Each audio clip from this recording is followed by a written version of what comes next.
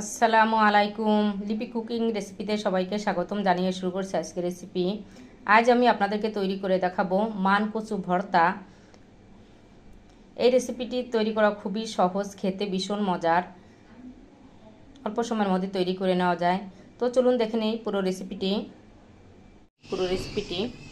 ঠিক আছে, এখানে আমি মান কচুটা এভাবে কেটে নিয়েছি, টুকরা টুকরা করে কেটে ভালো করে ধুয়ে সিদ্ধ করে নিয়েছি। আপনারা চাইলে চুলার আগুনে পুড়িয়েও নিতে পারেন।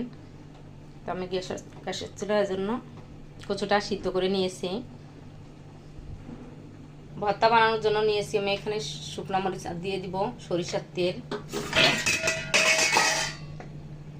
নিয়েছি শুকনো মরিচ, দিয়েছি সরিষার তেল। কচু ভর্তা বানানোর জন্য এখানে আমি শুকনো মরিচটা তেলে ভেজে নামিয়ে নিব। মরিচটা ভেজে নিয়েছি, এখন নামিয়ে নিব। এখন দিয়ে দিব পেঁয়াজ রসুনটা আমি ভেজে নিব। মান কচু ভর্তা করার জন্য আমি পেঁয়াজ রসুনটা ভেজে নিয়েছি। এখন ভাজা হয়ে গেছে, দিয়ে দেবো কিছু সরিষা।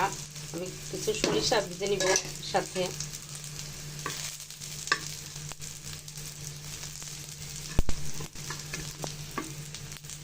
সরিষাগুলো ভাজা হয়ে গেছে, এখন নামিয়ে নিব। প্যানে সরিষার তেল দিয়ে আমি কচুগুলো ভেজে নিব।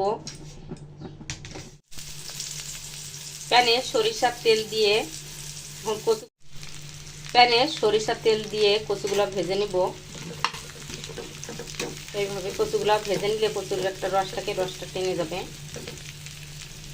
তারপরে ভর্তা করে দেখাবো কেমন হয়েছে। কচুগুলো ভাজা হয়ে গেছে, এখন নামিয়ে নিব। নামিয়ে পাটায় ভর্তা করে দেখাবো কেমন হয়েছে। কচুগুলো ভেজে নামিয়ে নিয়েছি এভাবে একটু পোড়া পোড়া করে। কচুটা ভর্তা করার জন্য এখানে আমি পেঁয়াজ রসুন সরিষা শুকনো মরিচ ভাজা পাটায় বেটে নিব। বাটার আগে দিয়ে দিব লবণ, আর লবণ দিলে বাড়তে ভালো হয়। শুকনো মরিচ রসুন পেঁয়াজ সরিষা বেটে নিয়েছি, এখন কচুগুলো বেটে নিব।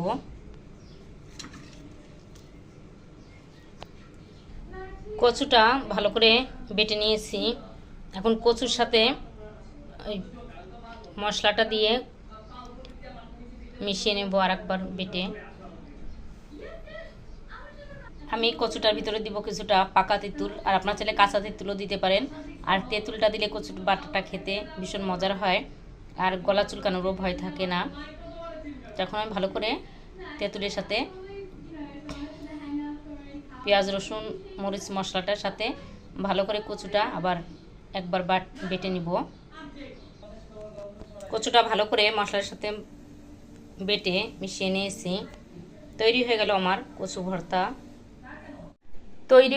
আমার মান কচু ভর্তা। তো বাসায় আপনারা ট্রাই করবেন, আর কেমন হলো আমাকে কমেন্টস করে জানাবেন। আশা করছি আমার রেসিপিটি আপনাদের কাছে ভালো লাগবে। আমার রেসিপিটি যদি আপনাদের ভালো লাগে আমার চ্যানেলটি সাবস্ক্রাইব করবেন, ফেসবুক পেজটি ফলো করে লাইক দিয়ে সাথে থাকবেন।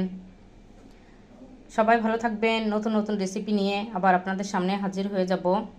আমাদের জন্য দোয়া করবেন। আল্লাহ হাফেজ।